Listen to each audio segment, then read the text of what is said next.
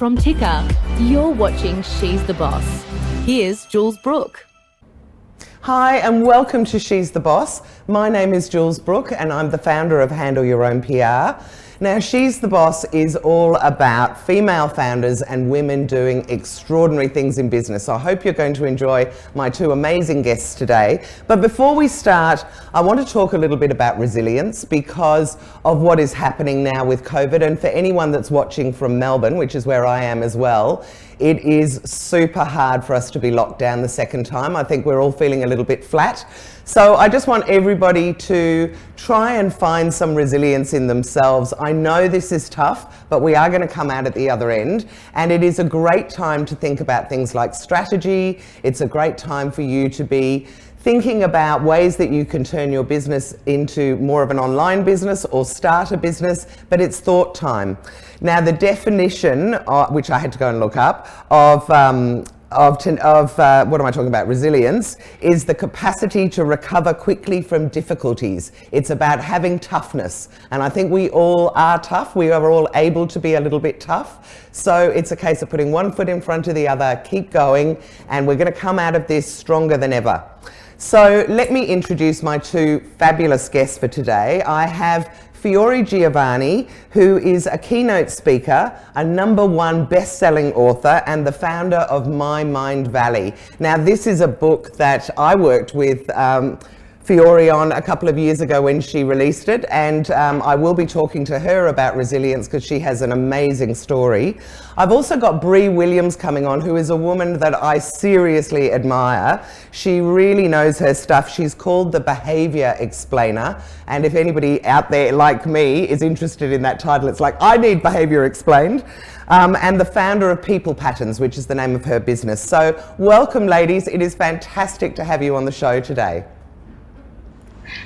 Thank you for having us, Jules. So it's just so lovely to have you. So I'm going to start with you, Fiori. I want you to tell everybody a little bit about what it is that you do and why you do it. Well, Jules, like many women, I have and wear different hats, from speaking, writing, running businesses, trying to shed some light on some issues in the media, to being my favorite thing, which is being a mom of those two beautiful children, if I can show. Beautiful, and I know you just had a baby, so congratulations. So tell us a little bit about what My Mind Valley is, and then I'm going to get Bree to explain what she's doing, and then we'll have a little chat about resilience. But let's start with tell everyone what My Mind Valley is. Yeah, so if I can even start, if I could even go a step back and explain, like, why it came about. So I've been working as a business and executive coach for the last decade now. Yeah. And what I have realized early on is that, one, our business sessions often are not changed to my clients do honor of multi-million-dollar business as I help them try to open their heart into us talking within almost 5 minutes about our childhood trauma. Right.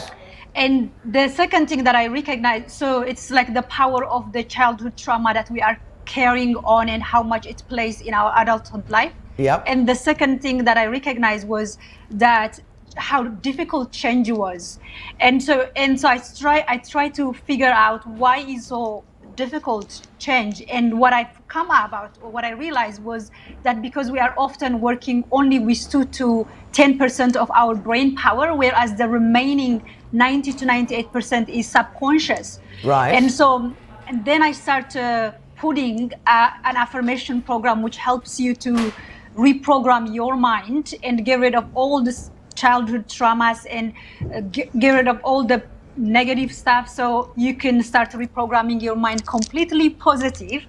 So change happens almost in instance. And I've been working on this for the last few years. Now we have over 30 products of affirmations on 30 different subjects in an audio, ebook and video formats. Great. Well, that's a service I think that's really needed right now, and it's great that you're working with executives to try and find the positive in everything.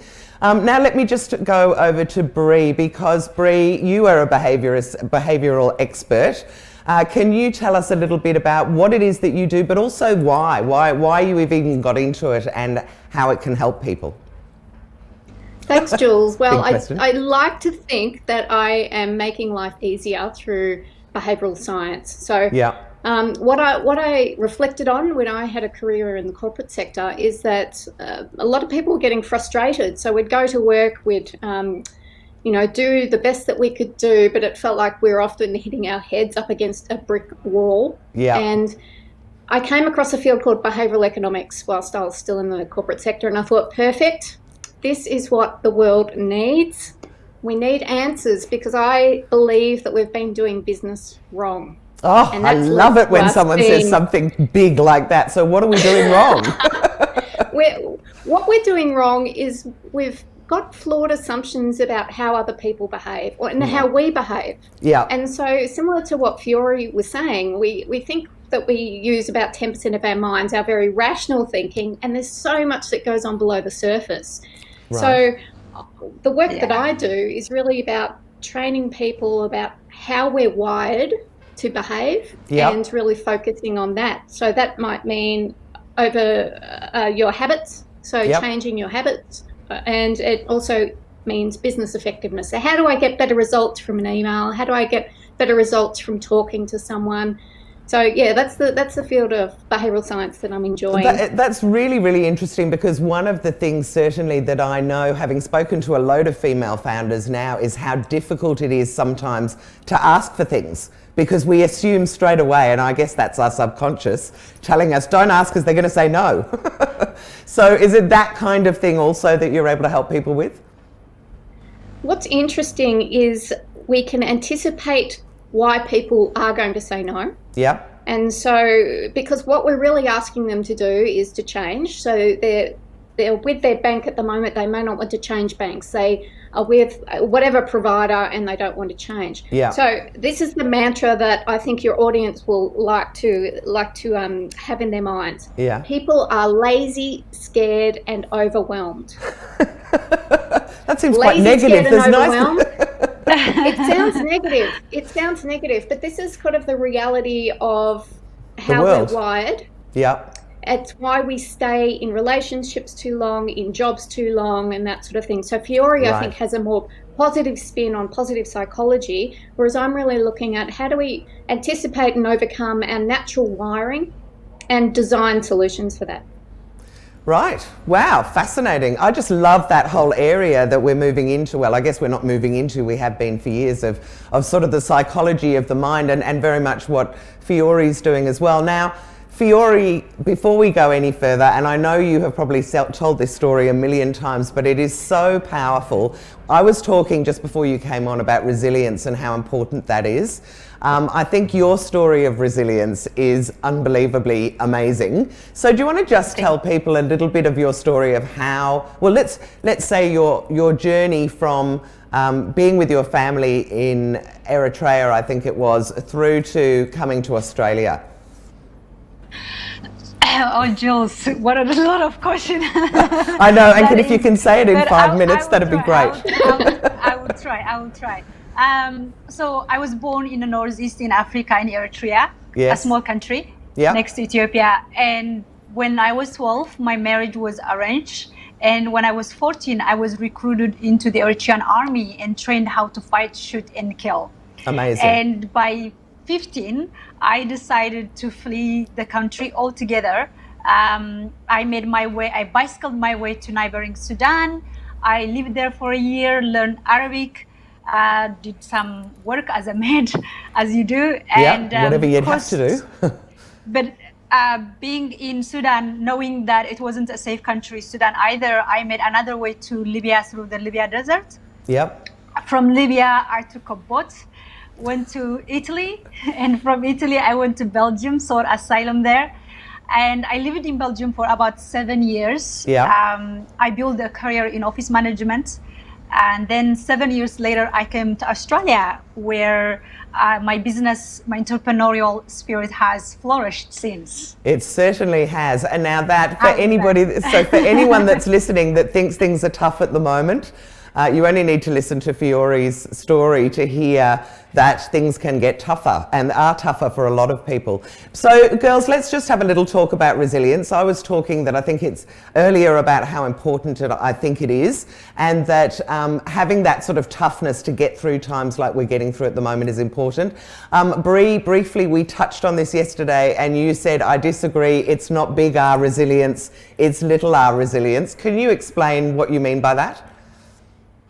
Sure, Jules. I wouldn't see it as a disagreement so much as I think when we hear people's stories that are remarkable, like Fiori's most certainly is, it can feel a little bit daunting because it's like, well, that's not my experience and I'm just trying to get through my day. So what I talk about or think about when I'm thinking about resilience is little r resilience. Now, little r resilience is really how am I getting through each and every day and taking the knocks that invariably happen. So how am I setting myself up for success and making sure that I've put what I need around me so that when those circumstances invariably happen, I'm going to be able to cope with them. To cope with it. And it always does happen. I mean, I know we've got a big situation now, but certainly if we're talking to female founders, and based on my own personal experience of the last 20 years, there are always times that you're going to need that little R resilience because things happen. So Fiori, I know that you were, before you moved into My Mind Valley, you were more doing a lot of keynote speaking around resilience. Have you got an opinion as to how people can deal with what's going on at the moment and how they can sort of tap into that resilience in themselves? Yeah, absolutely. Well, first of all, even the whole idea of, if I can again step back, that the whole idea of even small resilient, small r or big R, to me doesn't fall, I don't really connect to it because most people say like, oh, I couldn't do what you would do, but no, you have not been in my position. Perhaps you could even do it better. We just don't know what we would do. Yeah, until we're in that situation. You just don't know what you are capable of until you try it. The other thing is that a lot of people say this is a first world problems, but first world problems sometimes are third world problems for a person who is only lived in a first world problem. So we need to take every problem serious. However, in saying that we also need to have perspective. We need to try to learn, understand what's happening not only in our homes, but everywhere in the world, in the country. Like today, in the same place that I have crossed Libya, people who are trying to do the same thing that I have done almost 20 years ago are being sold from $300 to $600 today. Are you saying the person is being sold? Absolutely. The people the refugees are being sold from $300 to $600 in Libya now. And mothers in Yemen are being asked to choose one child over the other because of the poverty. And this is just like two random things I'm thinking of. And that's something that we can't even imagine here.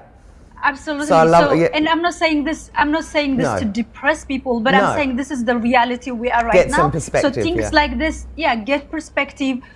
And also, as much as we like to think that everything is happening to us, things are always happening for us, including this pandemic, which is like, it's giving us, because we were overwhelmed, we were stressed, we were burnt out. Now we have the time to rethink, redesign our life, to stop and reflect. And so it's all about where are you focusing on? Right. Yes, absolutely. I think having perspective is really, really important. And I agree that, and certainly with what Bree was saying as well, just getting through today. Like if you're finding life tough, then get through today. At the beginning of the first lockdown, people were kind of going, I don't even know what to do. And a lot of women I was speaking to were saying, I feel like my business is going down the gurgler and I don't know what to do. And I was saying, well, we're all allowed to feel terrible. I mean, we're all allowed to have bad days. But if you can kind of set yourself a target and say, okay, I'm going to take the rest of this week off, lie on the sofa, binge watch TV, whatever I want to do. But on Monday, I'm going to wake up and try again. And I think that's important. Get out of your head the next day. Get over yourself, get out of your head and start over. Yeah, absolutely. All right, so girls, now I'm going to talk to you a little bit about what you've learned along your own journeys with your businesses. I'm going to start with you, Bree.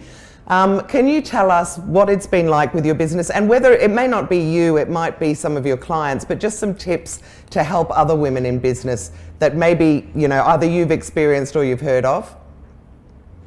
Well, I think our conversation has highlighted one of the main issues. When I said we've been doing business wrong, part of it is that we have what is known as the empathy gap. So we find it very difficult to put ourselves in someone else's position, which Fiori was sort of describing.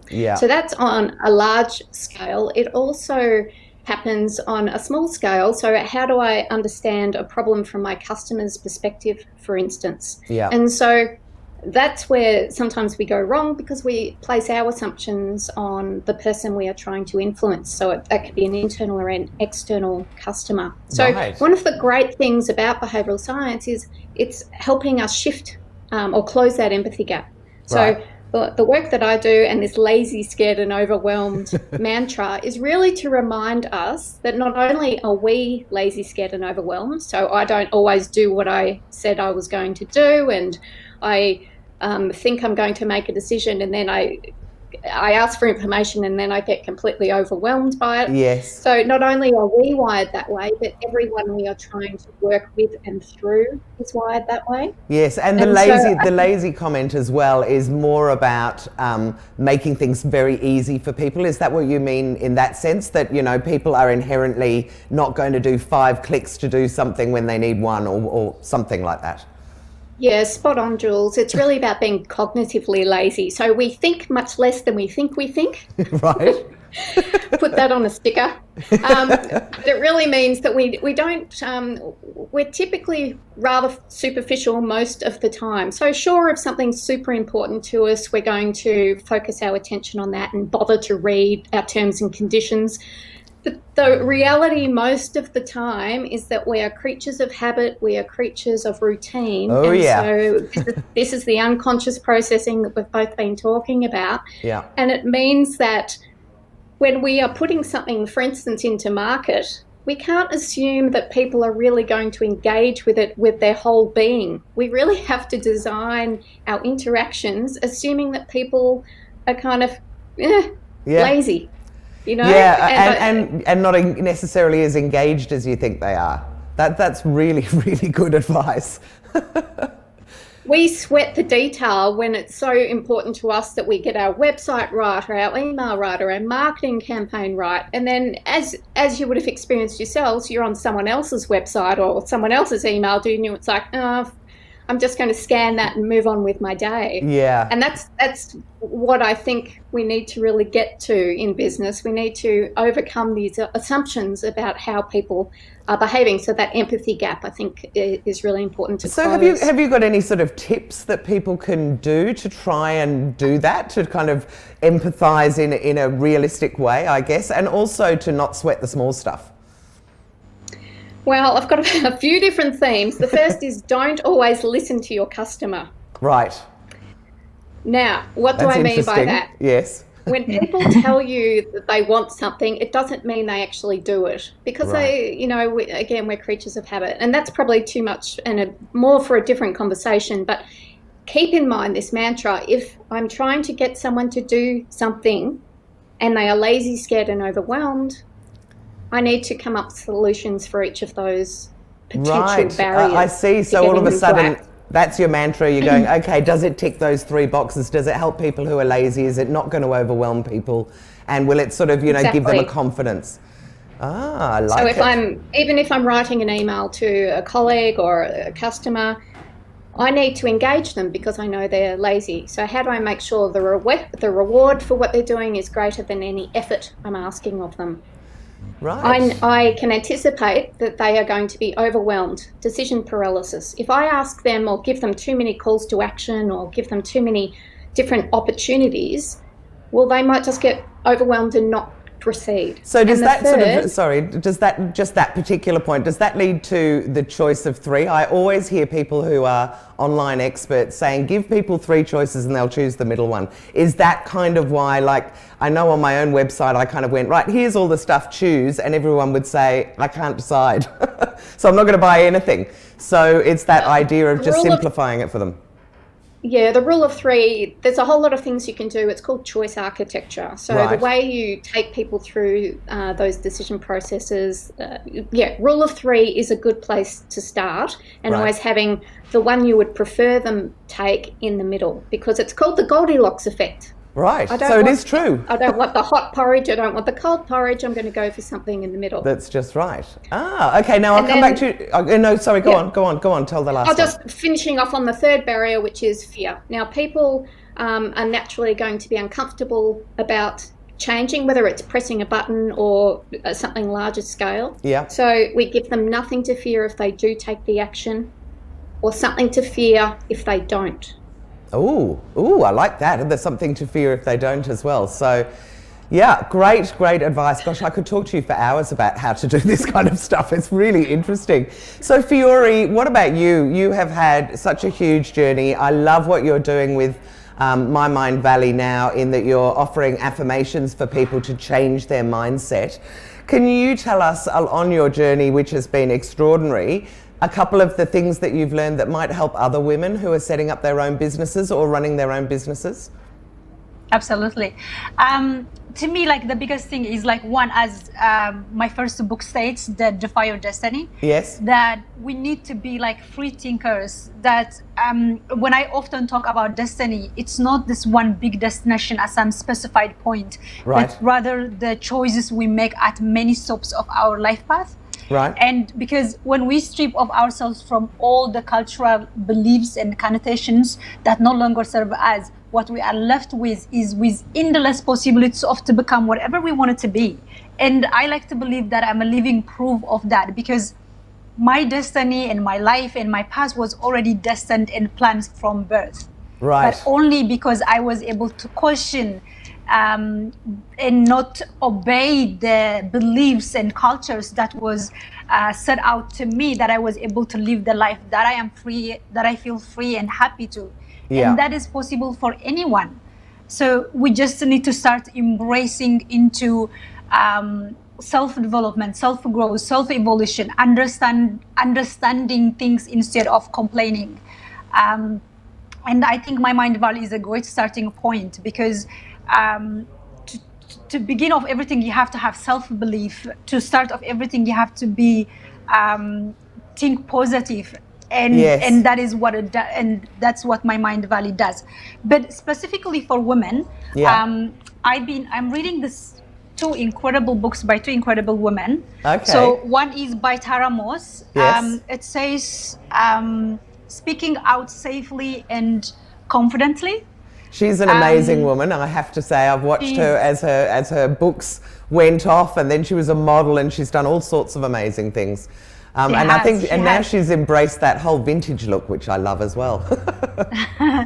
And I have another book, The Gift of Asking: A Woman's Guide to Creating a Personal Power by Kemi Nekvapio. Just hold it up, and then people can look at the. Sorry, Kemi, I can't pronounce your surname, but I think you are amazing. I think those two books are like really, really incredible. Highly recommended that you guys read them. I don't know those women in person, but through the books, I feel like they are another sisters from another mother. And that's great overall advice as well, which is to improve yourself, is to learn from other people, go to experts, see what you can learn, and just keep going with it all. So now listen, expand. One of the things that I want to talk about, and I'm going to get the people who wrote this report to come on the show in a couple of weeks, but I'd really love to discuss this with you, because there's a stat that I find really interesting in there. So there is a report that has come out of the Advisory Centre in Queensland, and it's about female founders. And it literally came out, I think, where are we now, July? Maybe the beginning of July. And their stats say, now this has been done in Queensland, so obviously there is an influence in there, but I do think that this is reflected across the country. Their stats say that 67% of female founders are over 40 years old. Now, I find that extraordinary, because to me, entrepreneurship, for some reason, I think about young people. I think that, you know, it's that dynamic that comes from being young and having nothing to lose, and I'm going to go for it, and that kind of thing. So my question to both of you, well, firstly, I wanted to say, I'm really surprised by that, and I would encourage any young women out there to think about running their own business, because it will give you job security. It will allow you when you're younger to kind of take bigger risks than those of us that have families and you know, people relying on our income to do. So I'm really surprised by that stat. So I wanted to ask you girls what you thought about that as well. So I'm going to start with you, Bree. Do you think that's unusual? Are you surprised by that stat at all? I possibly am not terribly surprised, because I think life circumstance often forces the hand of women. So often you do see a sort of life change event. So whether it's having children or being displaced in the job market means that, you know, yeah, well, that's true. Yep. We have to create our own work. I think each to their own, absolutely. Do what you want to do. Yeah. I think there is still opportunities for younger people to work in business, and I think you can learn a lot from working in other people's business. So yeah, I guess my perspective is I think an entrepreneurial spirit can even be explored within, I was going to say confines, that sounds terrible, within the structures of another organisation. No, that's true actually, because I know that there are a lot of corporates now talking about intrapreneurs, which are the entrepreneurial people within their organisation that they're now kind of acknowledging and saying, well, we should nurture these people. So that is actually, you know, I guess I'm a big one for, I have just been always very entrepreneurial and ideas everywhere. But the idea of actually getting some experience under your belt is not a bad one, and you can learn from the people around you and then maybe apply some of that if you decide to start your own business. And definitely for me, some of the stats weren't as surprising when I thought that. I very much rode that mumpreneur wave. So around the early 2000s, mid 2005, something like that, there was a huge wave where women decided that they couldn't go back to work and work 9 to 5 because their jobs weren't being flexible in those days, and that they would set up their own business. And those women, including me, who were around 35 then, are now older and fitting into that older bracket. But I'd still love to see lots more younger women do it. What do you think, Fiori? Do you think that younger women should be giving it a go? Absolutely, no question about it. I think everybody should be entrepreneurs. But I'm a bit like that too, I have to admit. It's nice to have someone like Bree who kind of puts some sensible rings around it as well. Yeah, no, 100%. But I have to say, I am a little bit shocked with that stats. It could very much be the case, because I also, like, you know, the privilege of getting older is, or the privilege or the good thing of being older is, you have self-confidence, you work, you more focus, you work harder, you know how to multitask, and you have more, you know, life wisdom and informations. But in the same time, I think we are also a product of our environment. So considering all the internet and everything, I thought the younger people would have been more drawn to the entrepreneurial road. So I am saying that for me, I'm just, okay, I'm going to hear that report, but I'm also going to be wondering and questioning with my questioning mind whether it was maybe that the people that was asked for that, the sample sort of size, really, yeah, exactly, but it's not really the case. So I'm going to wait and see more reports about that before I believe this is the thing. Good point. But I definitely recommend for everyone to be entrepreneurs. I think there is enough pie, enough abundance in the world for all of us. Absolutely. We can entrepreneurial. We could contribute so much to enrich each other's lives. Perfect. Now that is just the perfect statement to have for the end of the show. Unfortunately, you won't believe it, but we're at the end of the show. Bree, can you tell people how people can get hold of you? I would love people to pop onto my website, breewilliams.com.au. Fantastic. And Fiori, what's the best way for people to get hold of you? Well, if you want me to come and speak to your event, you can go to fiorigiovanni.com. If you want my Mind Valley, you can go mindvalley.com. I have also started a YouTube thanks to COVID-19. I'm giving a lot of free information on how to heal old wounds and how to, you know, the road to happiness, all a bunch of things. So you can go to YouTube as well. Fiori G speaker. Fiori G. What was speaker. it? Ticker, okay. Fiori G Speaker, yes. Fiori yeah, of course, you could find me in all social media, LinkedIn, Facebook, everything as well. Fantastic. Well, look, you have both been wonderful, wonderful guests. I really appreciate you coming on. It's really inspiring, hopefully, to other women out there to, you know, get out, try some business, and when things are tough like now, use this time to either learn more and go and do some further education in some aspect of your life, or think about doing some strategy for your business, or just take some time out while you think about it.